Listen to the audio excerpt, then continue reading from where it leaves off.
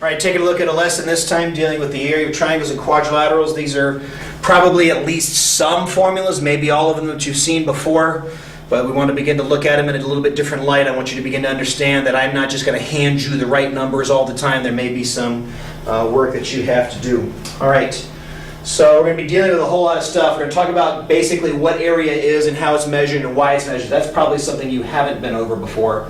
Then we're going to begin logically running through the shapes, triangles and quadrilaterals, rectangles, squares, parallelograms, kites and rhombi, trapezoids. Then we're going to take a look at the quadrilateral hierarchy.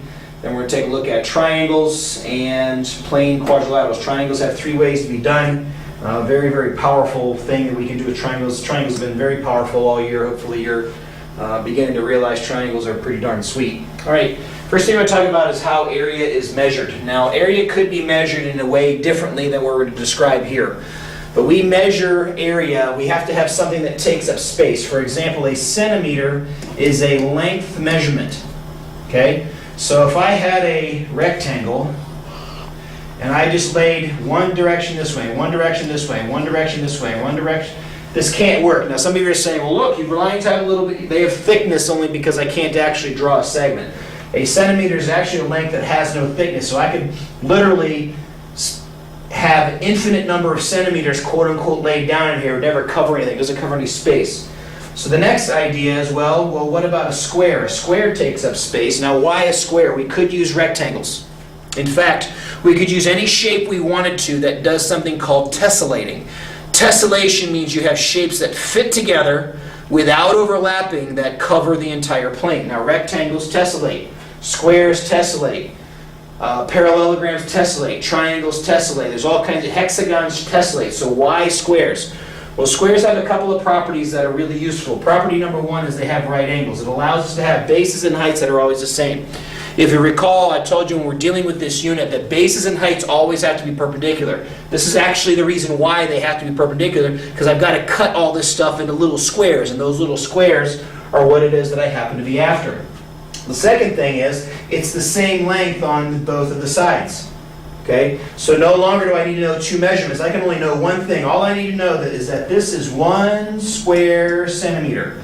What 1 square centimeter means is that I have a square that is 1 centimeter on each side. So this being a square centimeter means I have 1 centimeter here, 1 centimeter here. We call that 1 square centimeter or 1 centimeter squared, which by the way is why we call this squared. And when we get to volume and we deal with cubes, that's why the third power is called cubing. So there's a little information you can share at the table tonight. All right. So now we know area, we picked squares because squares are the most convenient shape. If I tried to use rectangles, for example, I'd have to know two things. I need to know how wide it is and I need to know how long it is. So I'd have to be laying out more information like this is a centimeter by 2 centimeter rectangular unit. That just doesn't work. Squares work the best because they're a set shape. I could do this with all other kinds of stuff. I could measure area in triangles and some other things as well, but squares is what we do, and that's the reason we do it. All right. What I've done here is I've begun a rectangle, and I wanted to just draw a few squares enough for you to begin to understand what it means. What I have drawn so far is 8, and we'll just call it square feet. So this is 1 square feet, 2 square feet, 3 square feet, 4 square feet, 5 square feet, 6 square feet, 7 square feet, 8 square feet. I could draw in a 9th here. I could draw in a 10th here. And I'm still not done. I still haven't covered all the shapes. So maybe these are halves. So this one is 10 and a half. This one's 11, 11 and a half, 12, 12 and a half. And I don't know what we'll have here, but let's just call the total area 12.9. And I said this one was feet, square feet. So what does the 0.9 mean? 12 means that I can take 12 squares that are a foot by a foot, and I can lay those 12 squares down on the inside of this. What the 0.9 means is that I need not quite a whole one more that I need to chop up appropriately to be able to fit in the rest of the space. Now this should be something that you've seen or at least have the experience of dealing with before. If you've ever seen a tiled floor, tiled with squares, think of each of those squares as a square foot. And it took 1 square foot, 2 square feet, 3 square feet, 4 square feet in order to be able to do the entire floor. Then I measured the whole way out. That's the same thing as doing area. And when you finally got to the other side of the room, you had to start cutting the tiles so they'd fit in the remaining space. Well, that's kind of like your point. It is part of a square foot, but it's not a whole square foot. So 0.1 means 1/10 of a full square foot. All right, so that's how area is measured and why. So then the next thing is, well, what about how do we find the area of things? Well, then it becomes extremely simple. What I want to know is I need to know how many squares are going to fit in this thing. Well, conveniently, it just simply turns out to be the number of squares I'm going to get is how many squares I have going this way. So we'll say that's 1, 2, 3, 4, 5, 6, 7. And we'll call it meters this time. And we'll say 1, 2, and 2.5 meters that way. Well, those begin forming my squares. And so to figure out the number of squares is simply just a process of multiplying this times this. So the area of a rectangle is base times height. Base being wherever my beginning measurement is. Now, a lot of people think of base as being the bottom. The base doesn't have to be the bottom. The base is the reference from which I'm beginning to make my measurement. So if I wanted my base to be over here instead, that's perfectly okay. As long as bases and heights are perpendicular, I'm all set. Perpendicular because they give me my squares, my right angles, so that I can form my squares. If this is my base and this is my perpendicular height, then that could be my base and my height. If this is my base and this is my perpendicular height, then this can be my base and this can be my height. The key is that every time you see base and height in the same formula, they must be perpendicular. If they're not, you're not doing something correct. All right. Now that's not a big deal here. Rectangles and squares are things that you've dealt with before. Some of you may have seen this as length times width. Throw it away. Base and height, because it's going to allow us to be consistent across the entire spectrum of dealing with area and volume. All right? Well, a square is a rectangle, so therefore the formula that works with a rectangle automatically works with a square. But in a square, it happens to be base times base, which we can call base squared, which you can also say as side squared. Now, does that formula work for a rectangle? It does not. That is a formula that is unique to a square, but a square could use a rectangle's formula. That's where the hierarchy is going to come in that we play with in a little while. Parallelograms. All right, so the area formula here we'll show you in just a second, but a lot of students are going to be tempted to say, this is my base and this is my height, this base times that height, and they'd be wrong because that base and that height are not perpendicular. I'm okay with this being the base, but if that's the base, this thing's not the height because that's not a right angle. And if that's not a right angle, that thing's not the height. The height has to be something that comes down and forms a right angle with the base. Now, I'm going to be showing you a lot of this type of stuff. Those of you heading for the proofs might want to pay very careful attention to what I'm doing here because this is really simple. If I actually draw this in here from there, I can cut off this triangle and put it right here so that it forms a rectangle. Cut it off at a right angle, put it over there at a right angle, and now I have a rectangle. And the area of that rectangle, this side moved to there, so this is still B units long. This side is not the height, but this one is. So this thing now can use a rectangle's area formula as long as you realize in a parallelogram, this is not the height, this is. Or this is. Or for that matter, anything that comes down forming right angles with your base. All right, so parallelogram uses a rectangle's formula. All right, kites and rhombi. This one's a little bit tougher, but I do want you to understand something. A rhombus is a kite, so once we develop the formula for a kite, we can automatically apply it to a rhombus. Don't use sides squared on that. Yes, it has 4 equal sides, but it is not a square. If this thing is the base, this cannot be the height because they do not form a right angle with each other. Right? I'm not even going to do that. We're going to go to this part first. All right, so I'm going to take advantage of what a kite does do correctly. And that is, it forms little right angles in here, okay? And so what I can do is I can actually chop this thing up and place this one over here.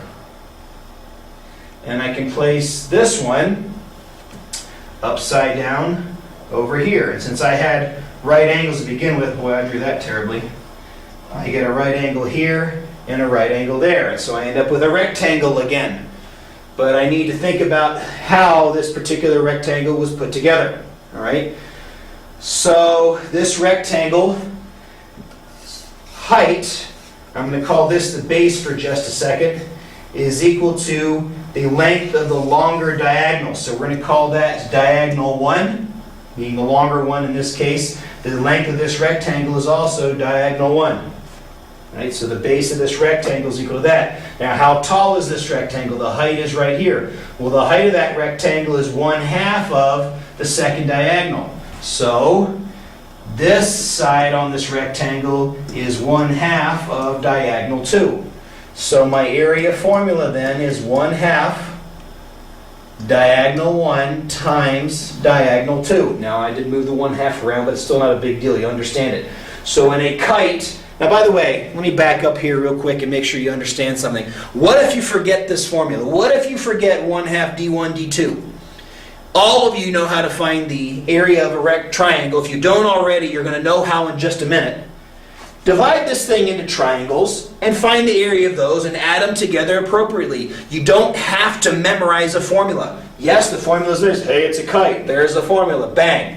But if I'm like, oh no, I forgot the... No big deal. Divide it into triangles and solve the thing. It's not a big deal. Okay? So, kite, based on changing it into a rectangle, just like I did with the parallelogram, produces this formula. The area of this thing is the 1/2 of its the product of its diagonals. This formula also applies to that guy. Now again, what if you forget 1/2 d1 d2 works on this? By the way, a square is also a kite. It can also use this formula. I'll show you that in just a second. What if you forget? Well, then divide it into triangles and find the area of the triangles, because most of the time you can. All right. Trapezoids. Now I'm going to ignore that second trapezoid and just basically deal with this first trapezoid. Again, I'm going to form this thing into a rectangle. I have parallel bases. If I connect the midpoints, I get what's called the median of a trapezoid, this thing here.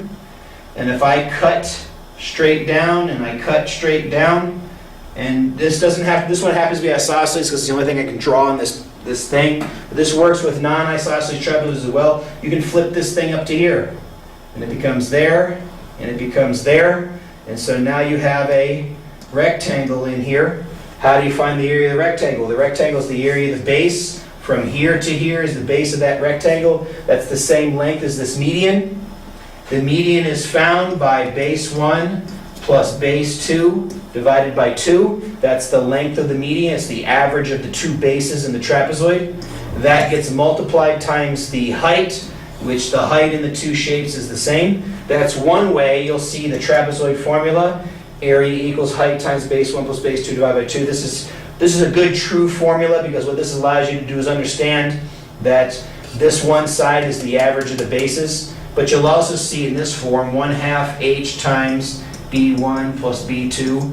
I've also seen it with the h in the back and whatnot. It doesn't really matter. Both those formulas are correct, and they'll find the area formula of a trapezoid.